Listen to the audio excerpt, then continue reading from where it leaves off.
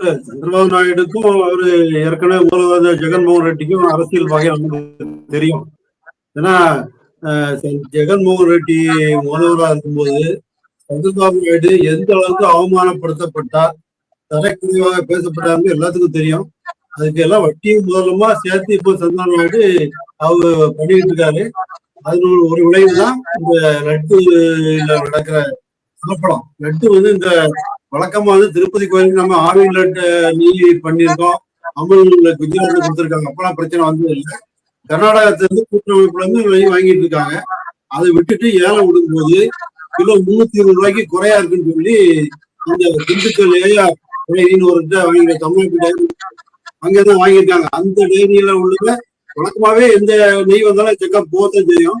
அதுல இதுல பண்ணும்போதுதான் செக்கப் வந்தோம்னா கேன்சல் பண்ணி அதுக்கு விட்டுட்டு திருப்பி 470 கிலோன்னு போட்டு கர்நாடகா டைரி இருந்து வாங்கியிருக்காங்க. இதான் நடந்தது. அதுல நெய்யில வந்து எப்படின்னா இப்போ நெய்யினுடைய கன்சம்ஷன் வந்து அதிகம் ஆக என்னன்னா எல்லாரும் அதுல கலப்படம் ஈஸியா பண்றாங்க. அதாவது கடவுளுக்கு படைக்கிறதுலயும் பண்றாங்கதான் பெரிய கொடுமை. அதுல ஏன்னா ஒரு கம்பெனி வந்து நீங்க நெய் மணல் மணலா இருக்குன்னு விளம்பரம் பண்றாங்க. உண்மையில நெய் மணல் மணலா இருக்கு அப்படி கிடையாது. ஆனா அதுல குவான்டிட்டியை அதிகப்படுத்தி விலையை குறைவா கொடுக்கறதுக்காக இந்த மாதிரி கலப்படம் எப்பெல்லாம் பண்ணி சில உணவுப் பொருள் கடத்தல் அதிகம் தமிழ்நாட்டு கூட பண்ணி சில நெய் பிராண்ட் எல்லாம் கண்டுபிடிச்சாங்க. பெரிய அளவுக்கு அதை ஒன்றும் ஆக்ஷன் எடுக்க அதுல ஒரு ஃபைனோட போயிடுறாங்க, அவ்வளவுதான் உணவு கடத்தல். ஆனா கடவுளுக்கு படைக்க ஒரு பிரசாதத்துல வந்து இந்த மாதிரி பண்றாங்கிறது ஒண்ணு. இன்னொன்னு இந்த நிர்வாகம். இப்ப ஜெகன்மோகன் சித்தப்பாவை தான் தலைவரை வச்சு அதுக்குள்ள யாரு இருந்தா அவங்க நல்லா பாருங்க. சேகர் ரெட்டி இருந்தார். சேகர் ரெட்டி யாருன்னு தமிழ்நாட்டு மக்களுக்கு நல்லா தெரியும். அவரு இப்ப கெட்டுக்கட்டா பணம் விட்டு சிக்கிச்சு அவரு எப்படி மாறின பேர ஒன்றும் சொன்னாங்க. அதுக்கிட்ட இன்னொருத்தர் தமிழ்நாட்டு எம்எல்ஏ இருந்தா தெரியுமா, விழுப்புரம் பகுதி ஒரு எம்எல்ஏ இருந்தார், குழுவில் இருந்தாரு. இப்படி அந்த போர்டு வந்து கடவுளுக்கு சேவை வர்ற வரணும்னு நினைக்கும் இல்லையா, அது ஒரு அந்தஸ்து, அது ஒரு பதவி. ஏன்னா திருப்பதி தேவஸ்தான லட்டு விற்பனை அளவு வந்து 500 கோடி ரூபாய் வருஷத்துக்கு விற்குது.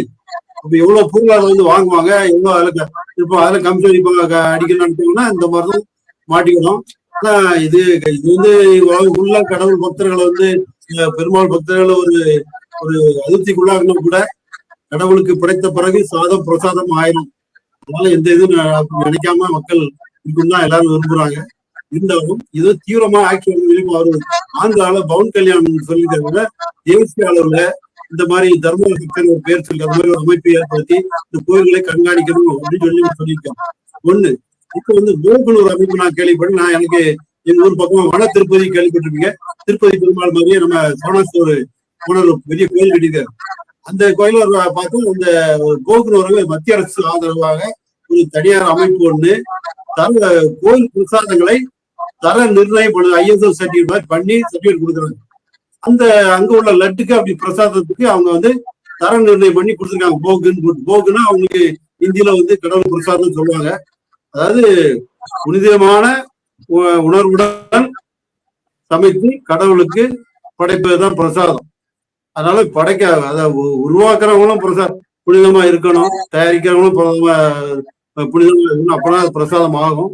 அந்த மாதிரி ஒரு அமைப்புகள் ஏற்படுத்தி பண்ணாதான் ஃபியூச்சர்ல கோயில்ல உள்ள கலப்படத்தை நம்ம தடுக்க முடியும். ஏன்னா கோயில் வந்து இன்னைக்கு ஒரு காலத்துல பக்திக்கு போனோம், இப்ப வந்து பெரிய அது ஸ்பிரிச்சுவல் டூரிசம் மாதிரி வந்து நாளுக்கு நாள் கண்ணாமனால் பெருகிட்டு வருது.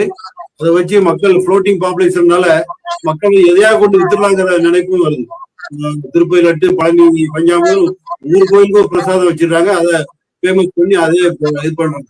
அதனால அதை வந்து கடுமையா தடுக்கிறதுக்கு அவரு பவன் கல்யாணம் சொன்ன மாதிரி தேசியாளர்களும் ஒரு கட்டுப்பாடு கோயில்களுக்கு மட்டும் இந்த மாதிரி ஏதாவது அமைக்கணும் அப்படின்னு நினைச்சாதான் அது பக்தர் மத்தியில ஃபியூச்சர்ல வந்து ஒரு இதா இருக்கும்.